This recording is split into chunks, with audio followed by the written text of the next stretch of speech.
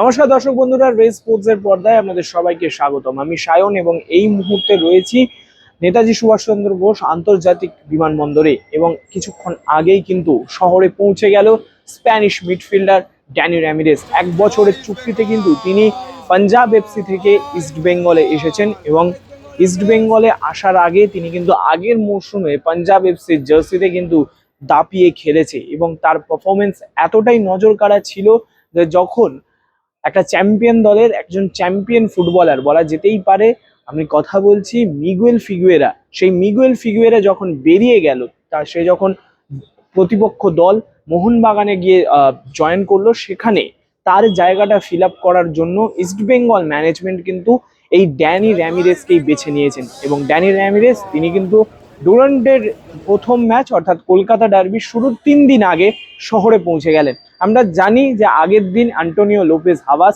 ইস্টবেঙ্গলের নতুন কোচ, তিনি কিন্তু আগের দিন এসছেন এবং তিনি আগের দিন বলাটা হয়তো সত্যি ভুল হয়ে যাবে, কারণ যতক্ষণে তিনি বেরিয়েছেন ততক্ষণে কিন্তু পরের দিনের ভোর হয়ে গেছে, অর্থাৎ মঙ্গলবার 5টা হয়ে গেছে। কিন্তু তারপরেও তিনি প্রথম দিনে যে অনুশীলনটা করিয়েছে দলকে, তারপর থেকে কিন্তু বলা যেতেই পারে যে একটা নতুন যুগের শুরু হয়ে গেছে ইস্টবেঙ্গলে। ঠিক সেই জায়গায় ড্যানি র্যামিরেস তিনি কিন্তু শহরে পৌঁছালেন মঙ্গলবার মধ্যরাত্রি এবং যতটুকু খবর তিনি কিন্তু আগামী দিনের অনুশীলনেও যোগ দেবে। এবার অবশ্যই একটা ফুটবলার একটা ভেকেশন কাটিয়ে একটা জেটল্যাগ থাকে, সেই সব কাটিয়ে তিনি অনুশীলনে যোগ করবেন। প্রথম দিনের অনুশীলন কেমন হবে না হবে সেসব নিয়ে আমরা পরে কথা বলবো, কিন্তু তার আগে আমরা যদি দেখি আজকেও কিন্তু ড্যানি র্যামিরেস যখন আসলেন তাকে কিন্তু তাই যে সমর্থকরা এসেছিল, গুটি কয়েক সমর্থক যারা এসেছিল তারা কিন্তু ওয়েলকাম জানালো লাল হলুদ উত্তরীয়, মালা, পুষ্পস্তবক, এই সব কিছু দিয়ে। যেমন ভাবে প্রত্যেকটা ইস্টবেঙ্গলের প্লেয়ার বা ইস্টবেঙ্গলের কোচকে যেভাবে তারা স্বাগত জানায়, সেইভাবেই কিন্তু স্বাগত জানালো। এবং এই ড্যানি র্যামিরেস তিনি কিন্তু পাঞ্জাব এফসিতে থাকাকালীন তিনি কিন্তু চুটিয়ে ফুটবল খেলেছেন। নাম্বার 10-এর ভূমিকায় তিনি কিন্তু যথেষ্ট ভালো। তবে অবশ্যই একটা বয়স সেটা কিন্তু ফ্যাক্টর হতেই পারে, তবে এখনই সবটা বলা যাবে না, কারণ তিনি এখনো ইস্ট বেঙ্গলে জয়েন করেননি। নতুন কোচ অ্যান্টোনিও লোপেজ হাভাজের আন্ডারে তিনি খেলেননি, তো সেইভাবেই বলা যাবে না এখনই সবকিছু। তবে হাভাজের আন্ডারে তিনি যখন খেলবেন তার খেলা কতটা খুলবে, তার খেলা আরো কতটা সমৃদ্ধ হবে, তিনি ইস্টবেঙ্গলের মাঝ মাঠে ফুল ফোটাতে পারবে কিনা সেটার দিকে কিন্তু অবশ্যই নজর থাকবে। তবে তার আগে রশিদ তিনিও কিন্তু চলে আসবেন আগামীকাল।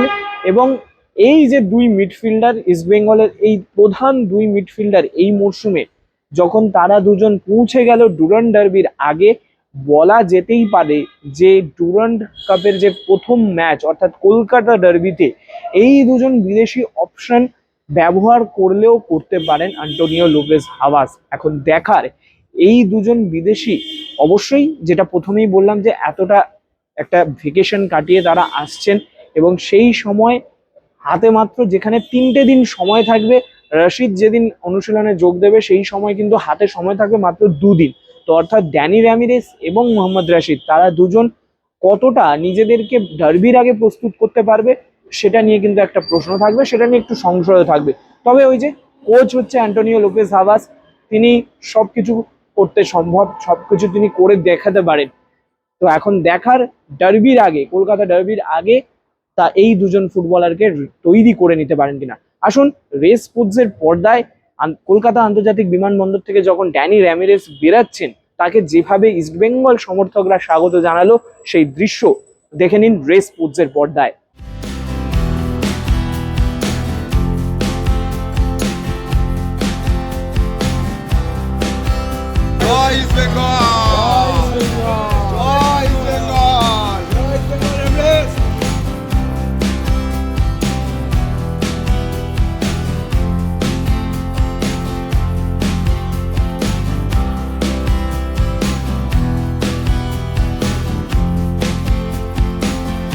Joy Bengal! Joy Bengal! I'm very happy to be here and I'm really excited. I want to start everything and win a lot of game with this diesel. So I'm very happy.